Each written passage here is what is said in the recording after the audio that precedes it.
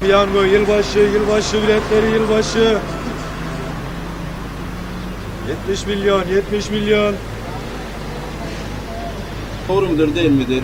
Biraz açıklar mısın? Bence doğru değildir. Şimdi sonuçta Müslüman bir ülke. Müslüman bir ülkede kumar oynanması doğru değil. Şimdi yılbaşı kutlamaları da doğru değil. 10 yıldır bu işi yapıyorum da biz de işsiz olduğumuz için, ekmek parası için bu işi yapıyorum yani. Sonuçta bakarsanız kumardır yani. Kumar oynanmak da dinimizde haramdır. Doğru değildir yani. Şöyle bir başka iş yapacağı imkanın olsa bu işi yapar mıydın? Yapmam. Şimdi çoluğuma çocuğuma niye haram diyorlar. Şimdi hocalara falan soruyoruz, haramdır diyorlar.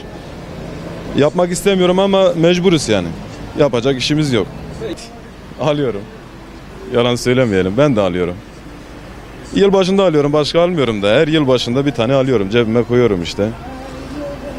Ama haram olduğunu biliyorum, çıkmasını da istemiyorum yani. Bana çıkmasını istemiyorum. Hazır ki huzurumuzdan da oluruz. Durduk yere hani emek etmeden kazanan bir para olduğu için hiçbir şey değeri yok yani. Yılbaşı da önemli bir durum değil. Yılbaşı sadece bir yılın atlaması, başka bir şey değil yani. Peki siz hiç aldınız mı bile? Aldım. Peki Yani. bunun haramlığına inanıyor musunuz? Tabii canım. Haram olmasa o kadar çıkan milletin hepsi nerede? Şu an cebindeki paralar nerede? Hepsi çöpte. Yani. Baktığım zaman diyorum ki dinimde de yok, kültürümde de yok.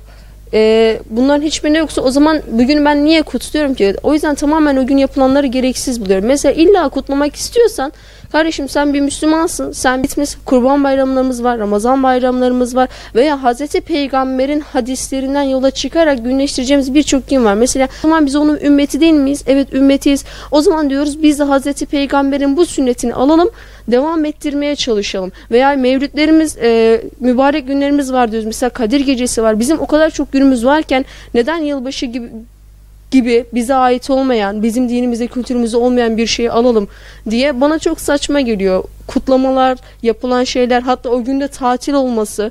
Yani kardeşim adı üstünde biz bir Müslüman devletiz. Niye yılbaşı bizim ülkemizde tatil oluyor ki?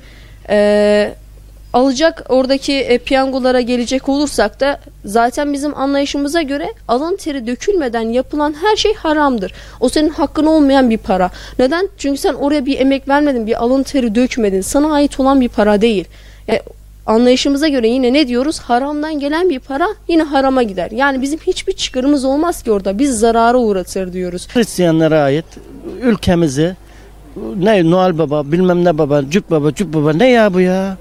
Yılbaşı demek kardeşim, öyle bir şeyimiz var mı bizim? Yoktur. Bizim dini bayramlarımız var mesela. Dini bayramımız var kardeşim, 2 tane. Evet baba, Kurban Bayramı, Oruç Bayramı, Şeker Bayramı diyenlere bile ben kızıyorum. En güzeli kardeşim Ramazan Bayramı ve Kurban Bayramı'dır. Ben hiç yılbaşını tavsiye etmiyorum. Boş hayal. Başka da bir şey diyemiyorum kardeşim, boş hayal ya. Milli Piyango ne ki yani? Veya sayısal veya loto ne ki bunlar ya? Cebinde kalsın kardeşim, paranı boğazına ye kardeşim. Şimdi ben kutlayamıyorum yani. Bir aile olarak kutlamak da istemiyor. Günah din yani. Bazı insanlar kutlar ama bizler kutlamak istemiyor yani. Biz akşam çocuklarımızla gün aynı gün ise aynı devam ediyoruz yani. Bilet alanlar, bu şanslı olanlar hep ben duyuyorum. Zamanla geri hep kaybedip daha düşkün bir hale geliyor. Bizim zaten dini bayramlarımız var şeker. Onlar Hristiyanların hani onların bayramı, bizim bayramımız değil. Biz kutlamayız, evimizde otururuz, çayımızı içeriz, uyuruz. Bizim için normal bir gündür. Yani yılbaşı kutlamak iyi bir şey değil. Yılbaşını tavsiye etmiyoruz. Yani kendileri bizim Kurban Bayramımızı, Ramazan Bayramımızı, manevi değerlerimizi kutlamadığı için biz niye bir başka yani inanca ait kutsal günü kutlayalım? Ne bileyim, iddia ya da işte bilet, yani kesinlikle bizim inancımıza aykırı.